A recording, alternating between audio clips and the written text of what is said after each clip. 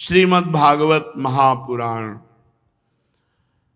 महाराज मिथिलाधिपति विदेहराज जनक निमि जी महाराज प्रश्न करता है और उत्तर देने वाले 9 योगीश्वर हैं। प्रश्न है, भगवान की दुरंत माया से कैसे पार हुआ जा सकता है। कल चर्चा थी भगवान की माया का क्या स्वरूप है, सो आपने सुना। फिर प्रश्न था कि माया से कैसे पार हुआ जा सकता है, तो श्री प्रबुद्ध जी महाराज कहते हैं कि पहले सदगुरु का वर्ण करें। प्रायः शिष्य के लक्षणों के वर्णन मिलते हैं, यहां सदगुरु के वर्णन किए। सदगुरु कैसे होने चाहिए, बोले जो शाब्द ब्रह्म और पर ब्रह्म दोनों के ज्ञाता हो। शब्द ब्रह्म शास्त्रों के ज्ञानी, पर ब्रह्म आत्मस्वरूप का बोध अर्थात भगवत साक्षात्कार। इसलिए जो परम कल्याण का जिज्ञासु हो उसको गुरुदेव की शरण लेनी चाहिए। गुरुदेव ऐसे हों जो शब्द ब्रह्म वेदों के पारदर्शी विद्वान हो, जिससे वे ठीक ठीक समझा सकें और साथ में ही परब्रह्म की अनुभूति से युक्त हो, ताकि वो अपने अनुभव की रहस्य की बातें शिष्य को बता सके। गुरुदेव का चित्त शांत हो, द्वंद्वातीत स्थिति हो, व्यवहार के प्रपंच में विशेष प्रवृत्त नहीं होना चाहिए। गुरु शिष्य का संबंध है संसार से मुक्त होने का, और अब इसको प्रायः व्यापार बना लिया गया। हर संबंध में स्वार्थ बुद्धि घुसती चली जा रही, जिससे हर संबंध दूषित होता चला जा रहा है। जिज्ञासु को चाहिए कि सदगुरु को ही अपना परम प्रीतम, अपनी आत्मा, अपना इष्ट देव माने, निष्कपट भाव से गुरुदेव की सेवा करे और गुरुदेव की आज्ञा में रहकर भक्ति भाव के साधनों की क्रियात्मक शिक्षा ग्रहण करे। देखो, शिष्य वही है जो गुरु के मनोभाव को समझे। क्रियात्मक शिक्षा, इस समय भोग लगाना, इस समय ऐसा, इस समय। कभी कभी ऐसा पाया जाता है कि अपनी रुचि के अनुसार सेवा करना और गुरु जी की रुचि के अनुसार या इष्ट देव की रुचि के अनुसार सेवा, बड़ा अंतराय हो जाता है। अपनी रुचि के अनुसार सेवा करने पर जो आपको सुख होता है वो स्वसुख है, और गुरु जी या इष्ट देव की रुचि के अनुसार जो सेवा की जाए वो तत्सुख है। तत्सुख ही हमारी सिद्धि है। तो निष्कपट भाव से गुरुदेव की सेवा में रहना और उनसे भक्ति के साधनक जो क्रियात्मक शिक्षा है उसको ग्रहण करना।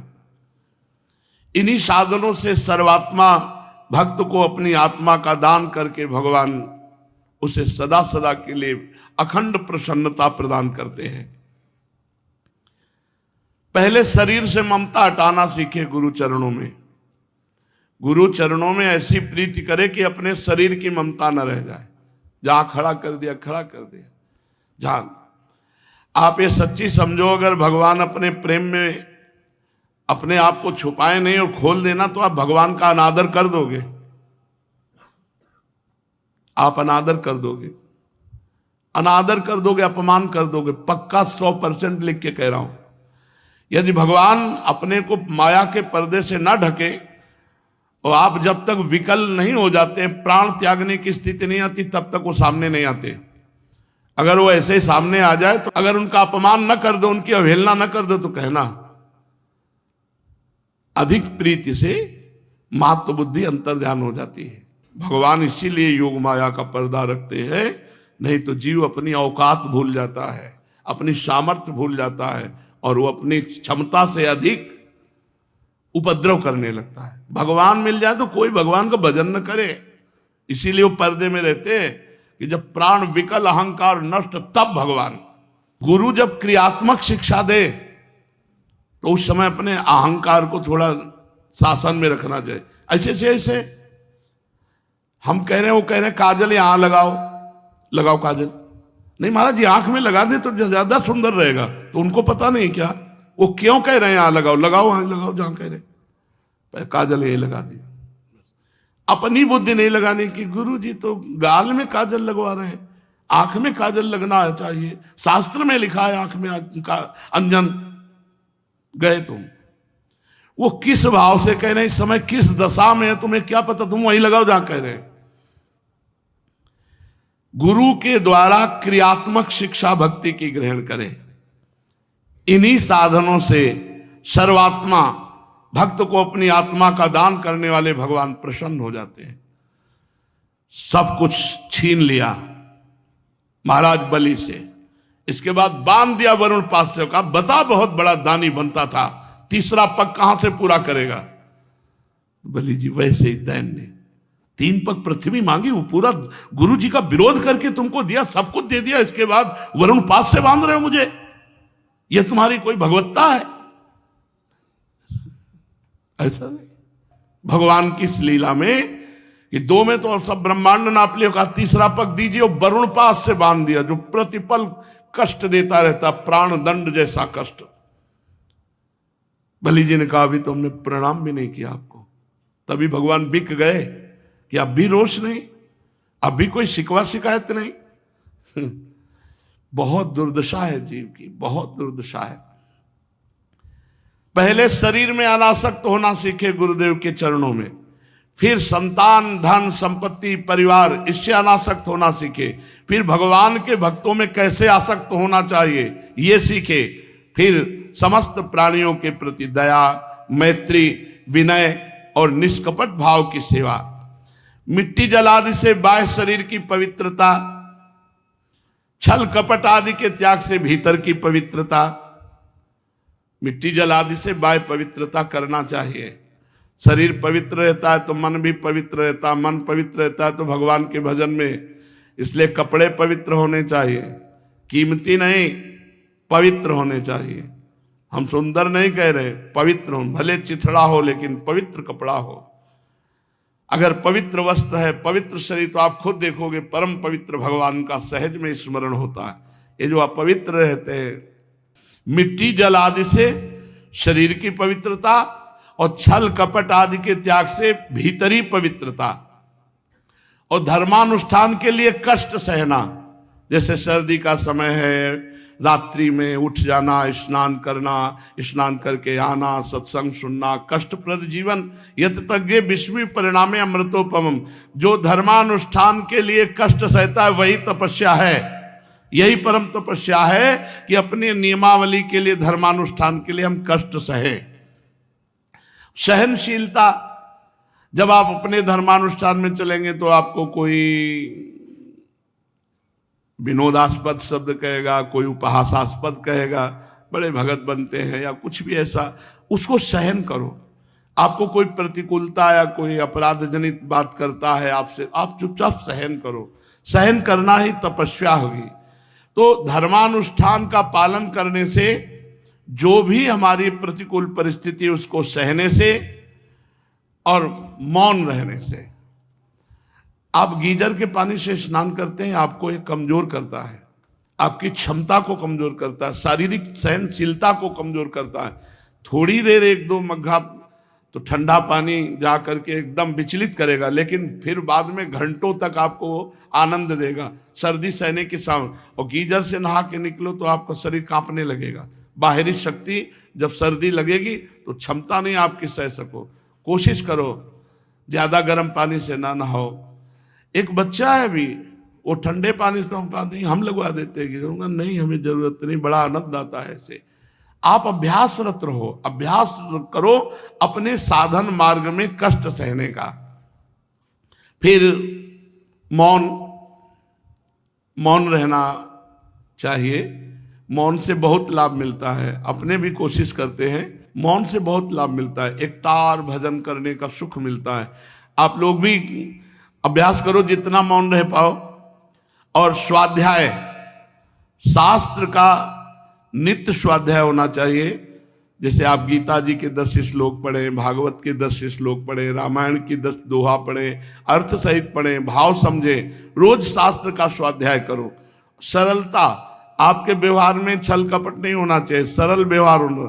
संत सरल चित जगत हित जान, स्वभाव स्नेह बाल विनय सुन करि कृपा, राम चरण रति दे। जो साधुता का स्वरूप है वो सरलता है, जो मन में वही वाणी में, जो वाणी में वही तन में है। ब्रह्मचर्य, जहां तक हो सके ब्रह्मचर्य का पालन करें। अहिंसा, मन वाणी शरीर से किसी को दुख ना पहुंचावे। सर्दी गर्मी सहना, ये बहुत आवश्यक है। खान पान, शौच लघु शंका, साधक इस पे संयम रखता है। जैसे अपने आसन पे बैठे तो 3 घंटे आसन पे बैठे तो फिर 3 घंटे कोई लघु शंका सोच, उस वेग को फिर समन करना चाहिए। सत्संग में बैठे तो अब समन करना चाहिए। गर्मी सर्दी का वेग सह जाइए।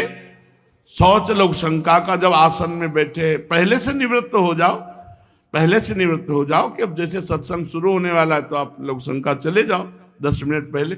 घंटा 1.5 घंटा सत्संग हुआ फिर आप चले जाओ, फिर घंटा 1.5 घंटा वाणी पाठ हुआ फिर आप बाद में चले जाओ। सर्दी गर्मी सहो, शौच लघु शंका के वेग को उस समय जब सत्संग में हो या पाठ में हो। और सुख दुख को सहो, देखो सहन करना ही साधुता है। हर्ष और विषाद को सहो, तुम्हारे अनुकूल हो तो हर्ष, विषाद हो तो मुंह हिलगा लिया प्रतिकूलता में। सर्वत्र सब देश सब काल सब वस्तुओं में भगवान विराजमान है। अपने अनुकूल हर्ष, प्रतिकूलता में विषाद, ये साधक का लक्षण नहीं। अनुकूलता और प्रतिकूलता में समान भाव रखना। सर्वत्र समस्त देश काल वस्तु व्यक्ति में एकमात्र ईश्वर विराजमान है, ऐसा देखना। ये मेरा घर है ऐसा कभी भाव न रखना। ये भगवान का घर है, मैं इसमें सेवा में रहता हूं, ऐसा भाव रखना।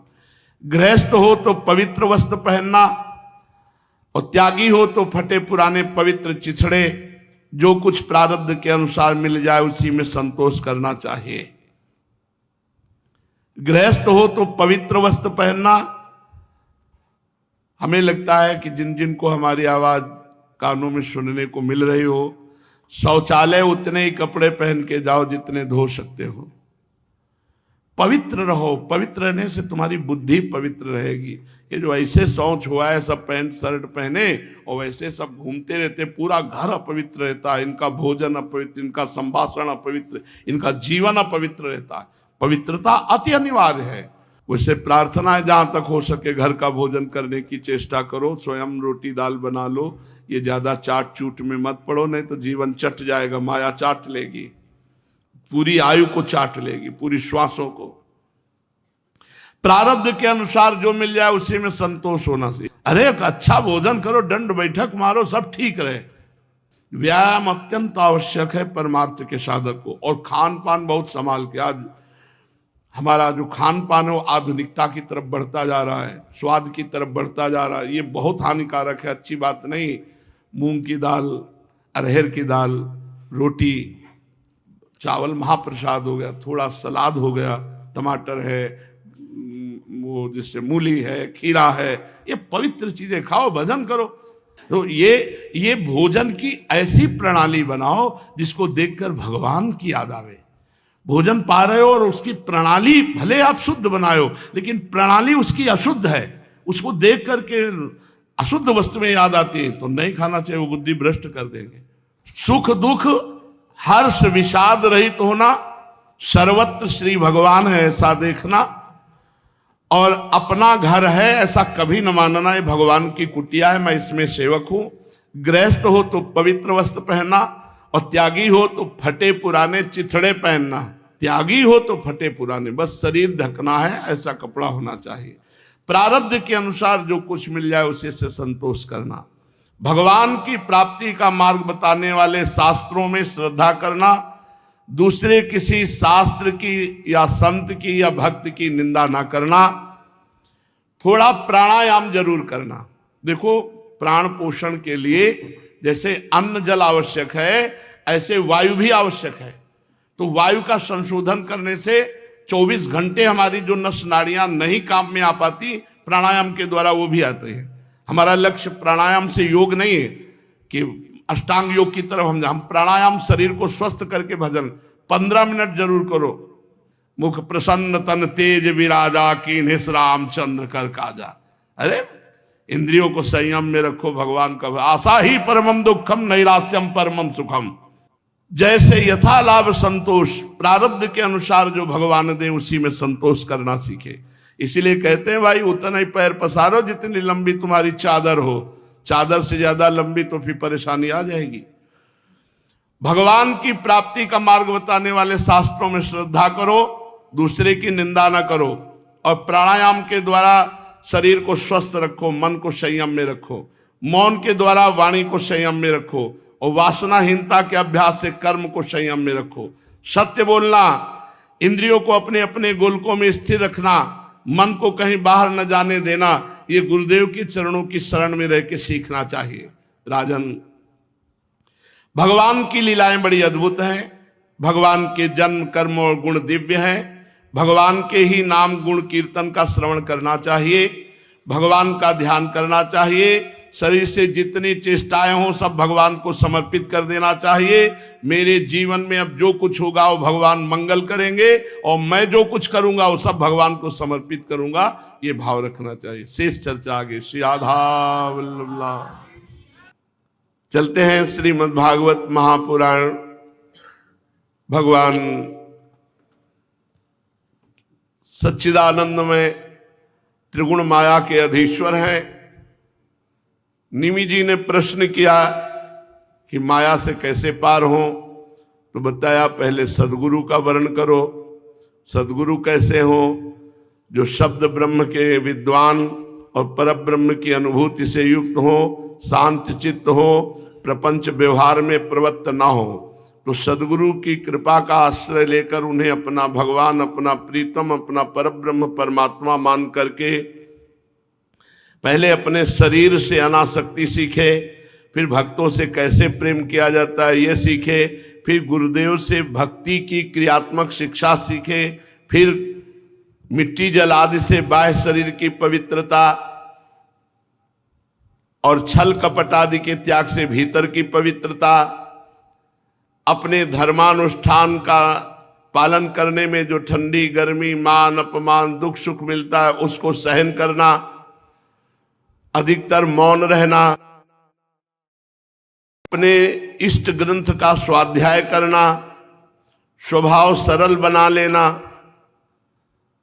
अधिक ब्रह्मचर्य का पालन करना, मन वचन कर्म से किसी को दुख ना पहुंचाना, अहिंसा, हर द्वंद्व में समान भाव रखने की चेष्टा रखना, स्तुति निंदा मान अपमान सुख दुख जय पराजय समान भाव रखने का, सर्वत्र सब देश काल सब वस्तुओं में चेतन रूप से आत्मा और नियंता रूप से ईश्वर विराजमान है ऐसा देखना, अकेला जीने का स्वभाव बना लेना, असंगोहम, ये मेरा घर है ऐसा भाव न रखना, ठाकुर जी की कुटिया में सेवक हूं, गृहस्थ हो तो पवित्र वस्त्र और त्यागी वैरागी हो तो फटे पुराने चिथड़े या जो प्रारब्ध के अनुसार वस्त्र मिल जाए उसी के द्वारा शरीर ढक ले। भगवान की प्राप्ति का मार्ग बताने वाले शास्त्रों में श्रद्धा और किसी शास्त्रों की निंदा न करना, थोड़ा प्राणायाम करना जिससे शरीर स्वस्थ रहे और मन संयमित रहे, मौन के द्वारा वाणी का, प्राणायाम के द्वारा मन का और कर्मों का संयम अभ्यास से वासनाहीनता के द्वारा करे। झूठ बोलने से बचे। झूठ बोलना एक स्वभाव में आ गया है। किसी भी बात को झूठ बोल करके बहुत अच्छे से सजाकर हम सोचते हैं कि हम जीत गए, लेकिन नहीं, हम हार गए। जीतना होता है सत्य, हारना होता है असत्य। असत्य भाषण किए, असत्य झूठ बोले, तुम हार गए, अपने मार्ग से पतित हो गए। इसलिए सत्य बोलने की चेष्टा करें। इंद्रियों को अपने अपने गोलकों में स्थिर रखे, इंद्रियां और मन कहीं बाहर विषयों में न जाने पावे। राजन, भगवान की लीलाएं अद्भुत हैं, भगवान के जन्म कर्म गुण दिव्य हैं, उन्हीं का श्रवण करना चाहिए। भगवान के ही नाम का कीर्तन, गुण का कीर्तन करना चाहिए, भगवान का ही ध्यान करना चाहिए। शरीर से जितनी भी चेष्टाएं हो सब भगवान के लिए करना सीखे, गुरुदेव की चरण शरण में। दान अपने पास यदि कुछ ज्यादा है अपने सेवन से, तो जिनके पास अभाव है उस वस्तु का उनको देना चाहिए। शुद्ध दान का तात्पर्य यही है कि जिनके, अब ऐसा भी दान होता है, पोछा लगाने लायक कंबल नहीं था जो दान कर रहे थे, और 20 लोग कंबल पकड़े होंगे, एक गरीब आदमी बीच में बैठा था। हमें लग रहा था कि कंबल जितना सुख ले देगा उतना तो दुख दे रहे हैं उसको घेर करके। 20 लोग छुए हैं उसी में। अरे इतने धनी हो, इतनी गाड़ी में चलते तो कंबल दे तो 1500 का तो दो, मरा हुआ कंबल जिनमें तुम्हारे पुरखा भी वहां से जल रहे होंगे कि हमें तृप्ति करवाएगा कंबल दान करके। वस्त्र भोजन उत्तम देना चाहिए।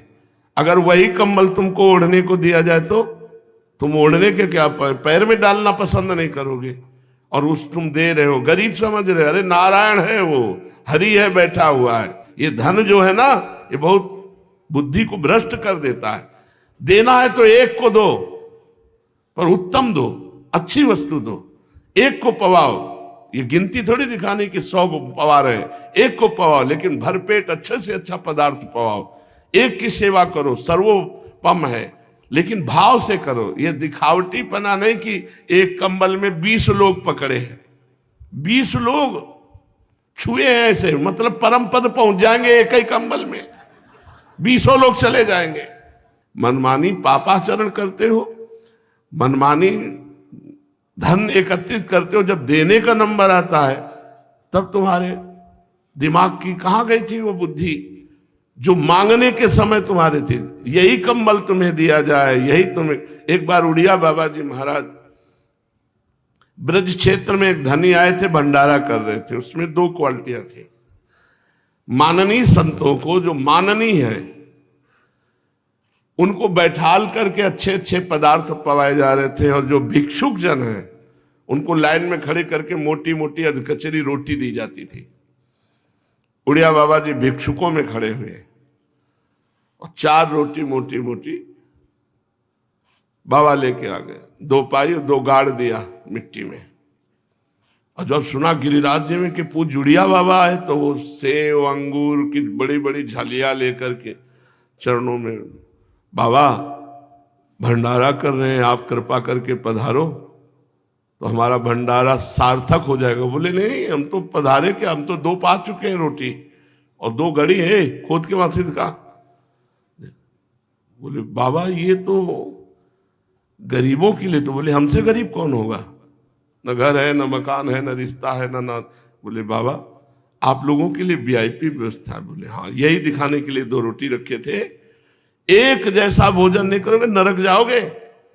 एक को पवा रहे हो हलवा पूड़ी वहां बैठा के, दूसरे को कच्ची रोटी बांट रहे हो। ये कौन सा? हमें लगता है कि अगर उनको कच्ची रोटी दे दे तो अच्छा रहेगा, हलवा पूड़ी इनको पवा दे, क्योंकि इनको कौन पूजता है। उत्तम बात यह है कि जिनको कोई नहीं पूजता उसका पूजन करो। और उनको तो जहां भी जाएंगे महंत जन, श्रेष्ठ जन, उनका तो स्वागत होगा ही। स्वागत करो उनका जिनका कोई स्वागत नहीं करता। यही तो कोई बात नहीं जानता। यज्ञ की पूर्ति राजस्व यज्ञ की स्वपच वाल्मीकि जी की आराधना से हुई थी।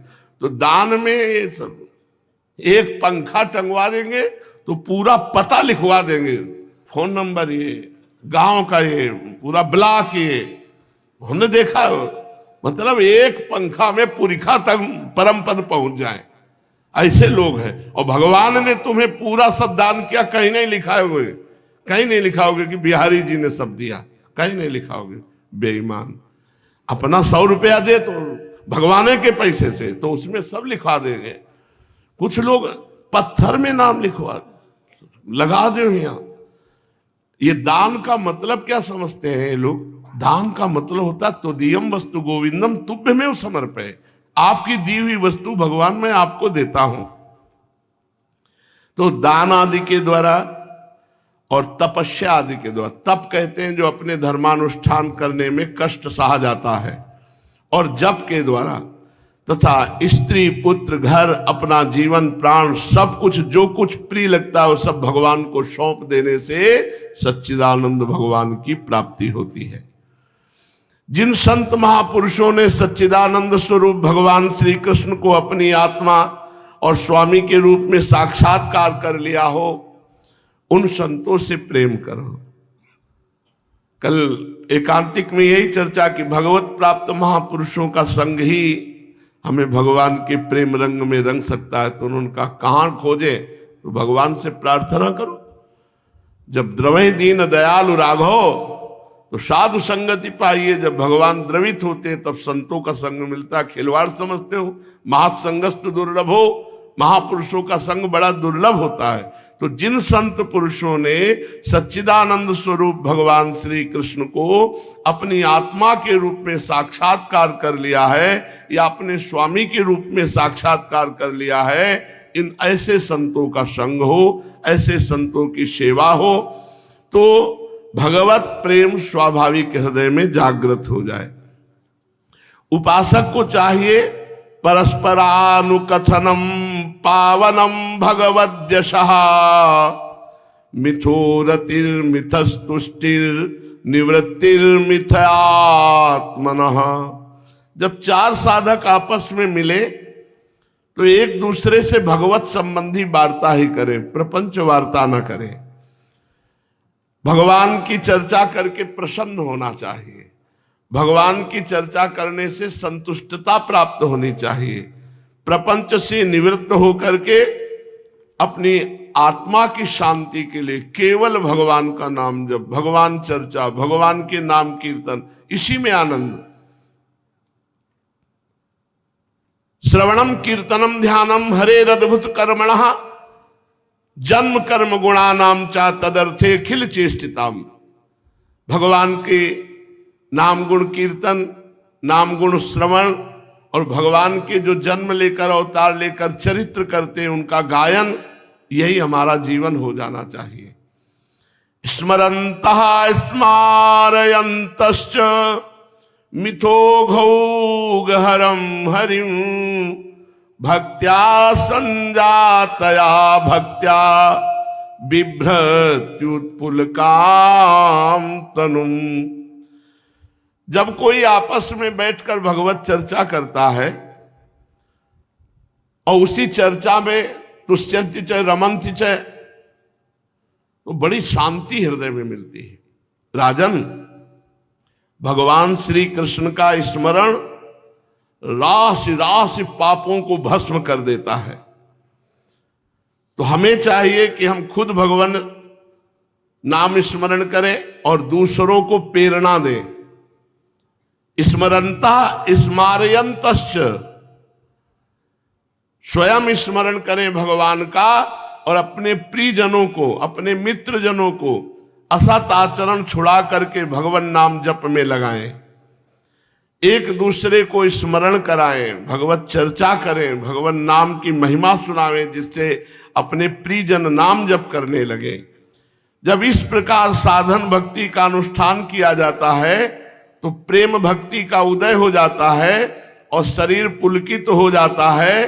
तो क्वचिद रुदन्त्यच्युत चिंतया क्वचिद धसन्ति नंदन्ति वदन्त्य लौकिकाः नृत्यन्ति गायन्त्यनुशीलयन्त्यजं भवन्ति तूष्णीं परमेत्य निर्वृताः।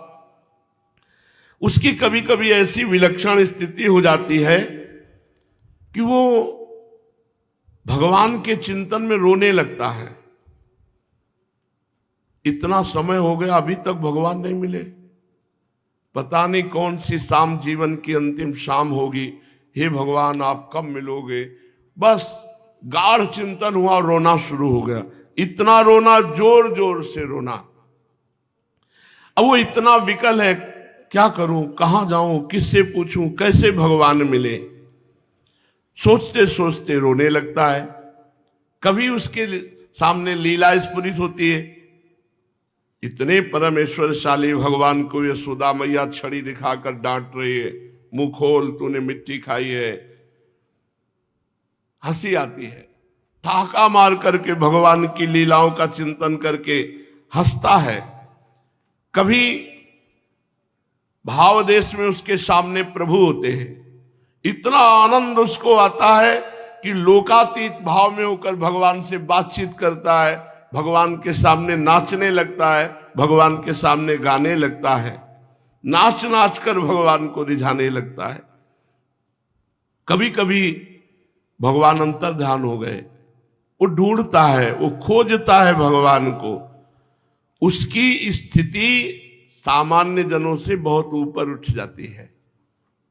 जो केवल नाम जप करता है, भगवत नाम कीर्तन करता है, भगवत चर्चा करता है, प्रपंच से कोई मतलब नहीं, उसकी एक दिन ऐसी स्थिति आ जाती है।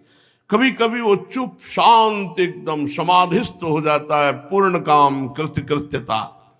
राजन, जो इस प्रकार भागवत धर्मों की शिक्षा ग्रहण करता है, उनके द्वारा उसे प्रेम भक्ति की प्राप्ति हो जाती है और वो भगवान नारायण के परायण होकर उस माया को अनायास ही पार कर जाता है, जिसके पंजे से निकलना बहुत कठिन है। राजा निमि ने कहा, महाराज आपने अभी नारायण नाम से वर्णन किया, परमात्मा का ही नाम नारायण है, तो महर्षियों आप लोग परमात्मा का वास्तविक स्वरूप जानने वालों में सर्वश्रेष्ठ है, इसलिए मुझे ये बतलाइए कि परब्रह्म परमात्मा को नारायण नाम से वर्णन किया जाता है, उनका स्वरूप क्या है। अब पांचवें योगीश्वर पिप्पलायन जी ने कहा, राजन, जो इस संसार की उत्पत्ति स्थिति प्रलय निमित्त कारण और उपादान कारण दोनों है, अर्थात संसार को बनाने वाले भी वही है और संसार के रूप में बनने वाले भी वही है, परंतु स्वयं कारण रहित हैं, जो स्वप्न जागृत और सुषुप्ति अवस्थाओं में उनके साक्षी के रूप में विद्यमान रहते हैं। उनके अतिरिक्त समाज में भी ज्यों का त्यों एक रस रहता है, जिसकी सत्ता से ही सत्तावान होकर शरीर इंद्रिय मन प्राण अंतःकरण अपना अपना काम करने में समर्थ होते हैं, उसी परम सत्य वस्तु का नाम नारायण है। नारायण परम सत्य वस्तु भगवान का नाम है। जैसे चिंगारियां ना तो अग्नि को प्रकाशित ही कर सकती हैं और ना जला ही सकती है, वैसे ही उस परम तत्व में आत्मस्वरूप में ना तो मन की गति है ना वाणी की, नेत्र उसे देख नहीं सकते, बुद्धि सोच नहीं सकती, प्राण और इंद्रियां तो उसके पास तक नहीं फटक पाती, वेद भी नेति नेति कह के वर्णन करते हैं, वह यह है इस रूप में उसका वर्णन नहीं करते, बल्कि बोध कराने वाले जितने भी साधन हैं उनका निषेध करके तात्पर्य रूप से अपना मूल लक्षित करा देते हैं। जब सृष्टि नहीं थी तब केवल एक वही थे।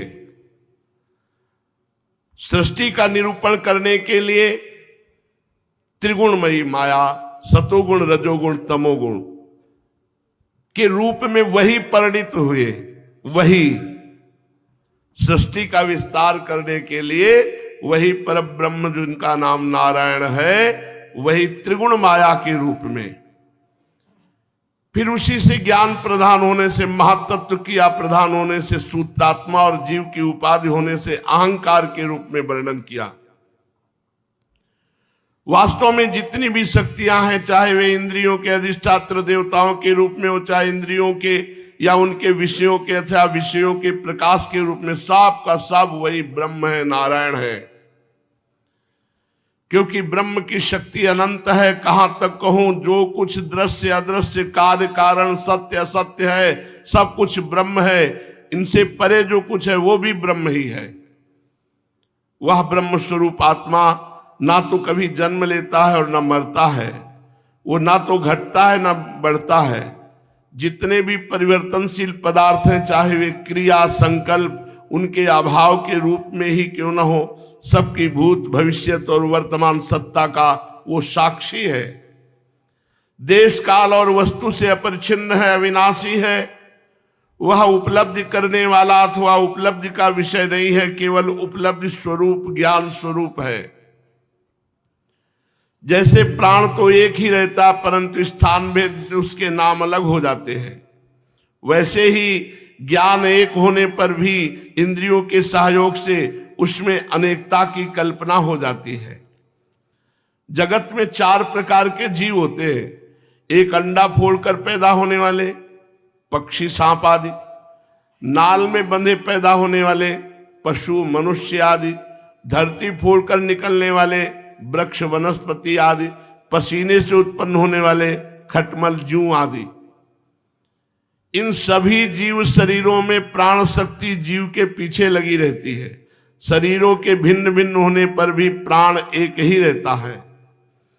सुषुप्ति अवस्था में जब इंद्रियां निश्चेष्ट हो जाती है, अहंकार भी सो जाता है, लिंग शरीर नहीं रहता, उस समय यदि कूटस्थ आत्मा भी न हो तो ये बात की पीछे से स्मृति कैसे हो कि मैं सुख से सोया था। पीछे होने वाली ये स्मृति कि मैं सुख से सोया था, उस समय परमात्मा के अस्तित्व को प्रमाणित करती कि पर वही परमात्मा, वही आत्मा कि आज मैं बहुत सुख से सोया। जब भगवान कमलनाभ के चरण कमलों को प्राप्त करने की इच्छा से तीव्र भक्ति की जाती है, तब वह तीव्र भक्ति ही अग्नि के भांति गुण और कर्मों से उत्पन्न हुए चित्त के सारे मलों को जला डालती है। और जब चित्त शुद्ध हो जाता है तब आत्म तत्व का साक्षात्कार हो जाता है। जैसे जब नेत्र निर्विकार होते हैं तो सूर्य या चंद्रमा प्रत्यक्ष दिखाई देता है, ऐसे ही जब हृदय निर्मल हो जाता है तो प्रत्यक्ष परमात्मा तत्व का अनुभव हो जाता है। राजा निमि ने पूछा, योगीश्वरों, अब आप लोग हमें कर्म योग का उपदेश कीजिए। कर्म योग के द्वारा बहुत जल्दी चित्त शुद्ध हो जाता है और उसे सब सुख देने वाले ज्ञान की प्राप्ति हो जाती है कर्म योग से। और हमको ये बताइए कि यही कर्म योग का प्रश्न महाराज निमि कह रहे, मैं बाल्यावस्था में था, मेरे पिता इक्ष्वाकु तो सनकादियों से हमने प्रश्न किया था, सनक सनंदन सनातन सनत कुमार से, पर उन्होंने कोई उत्तर नहीं दिया था। इसका क्या कारण था, कृपा करके मुझे बताइए। अब छठे योगीश्वर आविर्होत्र जी ने कहा, राजन, कर्मा अकर्म विकर्मेति वेदवादो न लौकिकः वेदस्य चेश्वरात्म तत्र मुह्यन्ति सूरयः। कर्म जिसे शास्त्र कहता है करो, अकर्म निषिद्ध जिसे मना किया जाता है, और विकर्म विहित का उल्लंघन कर देना, ये तीनों एकमात्र वेद के द्वारा जाने जाते हैं। इनकी व्यवस्था लौकिक रीत से नहीं होती, वेद रीत से होती है। और वेद अपौरुषेय है, ईश्वर का स्वरूप है, इसलिए उनके तात्पर्य का निश्चय करना बहुत कठिन है। इसी से बड़े बड़े विद्वान भी उनके अभिप्राय का निर्णय करने में भूल करते हैं। तो जब आपने प्रश्न किया था सनकादि का तो आप बच्चे थे, इसीलिए उन्होंने उत्तर नहीं दिया, क्योंकि बड़ा सूक्ष्म विषय है, अधिकारी होना चाहिए। तुम्हारे बचपन की ओर देखकर तुम्हें अनाधिकारी समझकर सनकादि ऋषियों ने तुम्हारे प्रश्न का उत्तर नहीं दिया था। यह वेद परोक्षवादात्मक है। यह कर्मों की निवृत्ति के लिए कर्म का विधान करता है। जैसे बालक को मिठाई आदि का लालच देकर औषधि खिलाते हैं, वैसे ही अनभिज्ञों को स्वर्ग आदि का प्रलोभन देकर श्रेष्ठ कर्मों में प्रवृत्त करता है वेद। जिसका अज्ञान निवृत्त नहीं हुआ, जिसकी इंद्रियां वश में नहीं हुई, यदि वो मनमाने ढंग से वेदोक्त कर्मों का परित्याग कर देता है तो वह विहित कर्मों का आचरण न करने के कारण विकर्म रूप अधर्म ही करता है। इसलिए मृत्यु के बाद मृत्यु और नरक को प्राप्त होता है। इसलिए फल की आशा छोड़कर विश्वात्मा भगवान को समर्पित करो। अपने सारे कर्म भगवान को समर्पित करो, और जो कर्म करो शास्त्र आज्ञा के अनुसार करो। इससे तुम्हें ज्ञान रूपी सिद्धि प्राप्त हो जाएगी। जो पुरुष चाहता है कि शीघ्र से शीघ्र मेरे ब्रह्म स्वरूप आत्मा के हृदय ग्रंथि मैं और मेरेपन की कल्पित गांठ खुल जाए, उसे चाहिए कि वैदिक और तांत्रिक दोनों ही पद्धतियों से भगवान की आराधना करे। पहले गुरुदेव का वर्ण करे और गुरुदेव से प्रभु की सेवा सीखे, गुरुदेव की दीक्षा प्राप्त करे, उनसे भगवत सेवा सीखे कि कैसे भगवान को रिझाना चाहिए। अपने को भगवान की जो मूर्ति प्रिय लगे, अभीष्ट जान पड़े, उसी को घर में विराजमान करके पूजा करनी चाहिए। पहले स्वयं स्नान करके पवित्र वस्त्र पहने, तिलक आदि की रचना करे, संतोष आदि से अंतःकरण को शुद्ध करे। इसके बाद भगवान की मूर्ति के सामने बैठकर प्रणाम करे भगवान की मूर्ति को। फिर नाड़ी शोधन विधि पूर्वक मंत्र देवता आदि के न्यास से अंग रक्षा करके भगवान की पूजा करे। पहले पुष्पादि पदार्थ जो उनमें देखे कोई जंतु तो नहीं है, ऐसे पुष्प नहीं चढ़ा देना चाहिए। पुष्प को पहले देखना चाहिए कोई जंतु तो नहीं है, उसे जंतु निकाल कर अलग कर दो। और जहां पूजन करना है वहां पोछा लगाओ या गाय के गोबर से लीप दो। और बहुत धैर्यवान होकर, जल्दीबाजी नहीं, बहुत अव्यग्र होकर भगवान की मूर्ति की जो पहले पूजा की गई थी उन पदार्थों का छालन करें। फिर पूजा के योग्य पात्र मार्जन करके मंत्रोच्चारण पूर्वक जल छिड़क कर पाद्य अर्घ आदि पात्रों को स्थापित करें। तदनंतर एकाग्रचित होकर हृदय में भगवान का ध्यान करते हुए कि हमारे हृदय से भगवान की मूर्ति में भगवान समा रहे हैं, और पूजा करें। हृदय, सिर, शिखा इत्यादि मंत्रों से न्यास करें। इष्ट देव के मूल मंत्र के द्वारा देश काल आदि के अनुकूल प्राप्त पूजा सामग्री से प्रतिमा में अथवा हृदय में भगवान की पूजा करें। अपने उपास्य देव को ये जो गंध, पुष्प, दधि, तिलक, माला, धूप, दीप, नैवेद्य अर्पित करते हैं और फिर स्तोत्र गाते हैं, फिर नाच कीर्तन आदि करते हैं, नृत्य कीर्तन आदि करते हैं, फिर भगवान को साष्टांग प्रणाम करते हैं, इससे बहुत जल्दी तत्व ज्ञान प्राप्त हो जाएगा। संसार से वैराग्य, भगवान के स्वरूप का बोध बहुत जल्दी प्राप्त हो जाएगा। सेवा से बहुत जल्दी चित्त पवित्र होता है। इसलिए सबको सेवा विराजमान करनी चाहिए अपने घरों में। जब सेवा संपन्न करे तो ये ध्यान करे कि मूर्ति से परमात्मा मेरे हृदय में आके विराजमान हो गए। कभी हमें अलग नहीं रहना अपने प्रभु से। और जो भगवान को अर्पित की हुई तुलसी माला प्रसादी उस सिर पर रखे। बड़े भाग्य होते हैं जब माला प्रसादी मिलती है, लेकिन दुर्भाग्य ये है कि आप उनको गले से टूट गए, पैरों के नीचे गिर रहे प्रसादी पुष्प, तो तुम्हारे पुण्य नष्ट हो जाएंगे। इस प्रकार जो अग्नि में, सूर्य में, जल में, अतिथि में अपने हृदय में भगवान की भावना करके पूजा करता है, तो महाराज वो बहुत शीघ्र ही संसार बंधन से मुक्त हो जाता है। अब राजा निमि ने आगे भगवान का यश सुनने के लिए प्रश्न किया कि अपने भक्तों के भक्ति के वश होकर भगवान ने बहुत से अवतार धारण किए और लीलाएं की। मैं सुनना चाहता हूं कि भगवान ने कौन कौन अवतार धारण किए और कौन कौन सी लीलाएं की। ये आगे चर्चा। श्री राधा वल्लभ लाल की।